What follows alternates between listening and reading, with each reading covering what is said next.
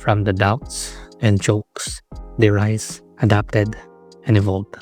Sa pagtalakbay ng Aurora Gaming Philippines sa M7 World Championship, binigyan tayo ng patikim gaano sila kadominante at yung evolution nila sa bawat laro ay isa na namang standard na dapat katakutan ng bawat teams. Kaya panorin mo ito hanggang sa huli para may pakita ko sa'yo yung tatlong aspeto ng evolution at yung unang biktima is paano nila sinagot yung Leomord sa kamay ng Celamore Red Giants. Start tayo sa quick understanding bakit halimaw yung Leomord sa meta. You're looking at a hero with a hybrid skill set. Makunat dahil sa hybrid defense brought by the ultimate revamp na passive, so reliable na yung critical damage. And yung passive may kaakibat na sustain, so compare mo with Healing Spree, you're looking at a hero na kaya mag-dish ng damage while recovering HP at the same time. So kung hindi mo kayang sagutin yung skillset ng Leomord, for sure kahit anong jungler gamitin mo, talo ka. So paano ito sinangkot ng Aurora Gaming? Number 1, Zone is the king of objective taking.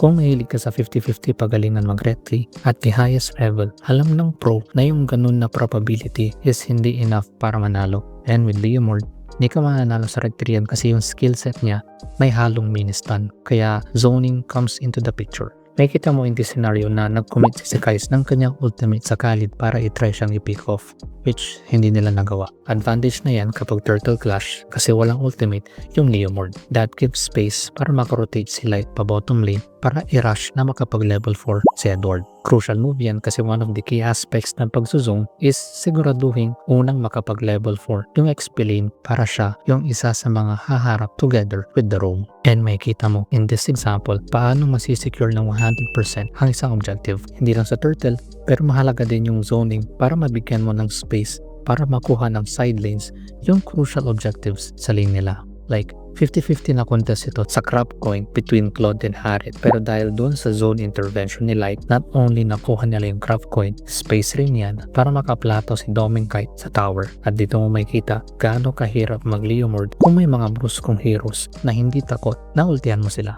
Yung zone na ginagawa ni Light gives vision and hesitation para mailang yung Leomord kung i-go niya ba yung tank kahit kaya niya. And that zone will lead to focus and time para makapunta yung retry holder mo to finish the job. Especially yung ultimate ni Light para ma-stun yung Leomord, giving a brief moment para masingit ni Dominkite yung retry niya.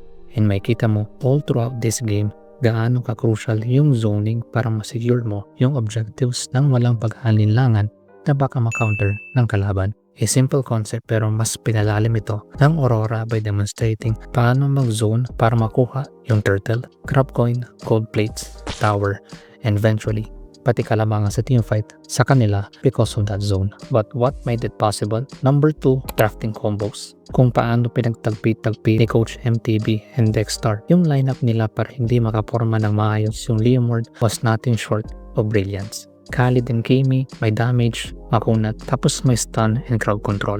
Samahan mo pa ng Harit and Lapo, same skill set, dagdagan mo na lang na may shield sila para salagid yung damage ng Leomord. Pero yung nagpakompleto ng lineup na ito is yung appearance ng Akai. You're looking at the draft na not only makunat pero kayang pigilan yung ultimate ng Leomord if ever tinawag ni Leo si Barbiel.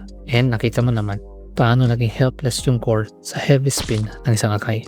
Combos matter, especially kapag drafting ang usapan. Pero kahit gaano kagaling yung plano, kung ligok yung execution, wala din. Kaya papasok pa rin yung number 3, Micro Gods. Yung execution and micro ng Aurora is what made the draft and planning possible. And dito mo makikita yung sequence ng micro na magaganap. So nung palow na yung Lord, sinone ni Light si Stormy para walang backup damage.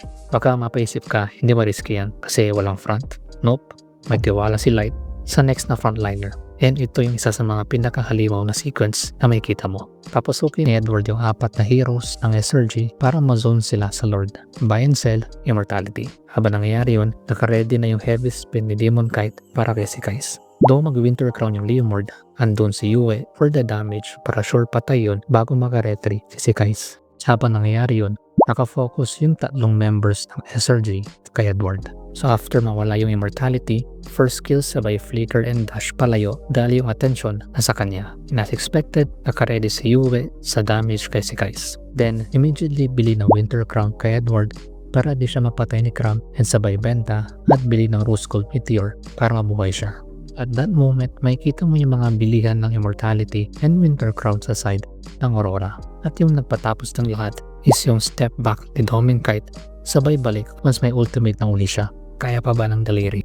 And those sequence was the epitome of micro. Kung tayo yan, wala na. But they are a pro for a reason. At yung nasa tugato ngayon ng micro ay nasa kamay ngayon ng Northern Lights. Socky analysis, yung pagbabago ng Aurora sa M7 was shocking but at the same time, breathtaking. Sumakto, nag-evolve sila at the biggest stage of them all.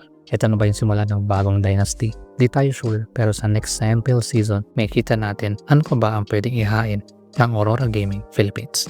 Check mo itong video na ito kung saan nabigyan ako ng small insight sa win streak ng Aurora na naging susi kaya di sila natibag ng MPLPH S16 regular season. If ever baka gusto mo rin mag-member, uploaded na yung full breakdown analysis M7 Grand Finals Aurora Gaming Philippines versus Alter Ego Game 2. Check mo, baka di mo pa nakikita. Comment your thoughts below. Kinggan natin yung mga yan. Thank you, mga plays. Let's go.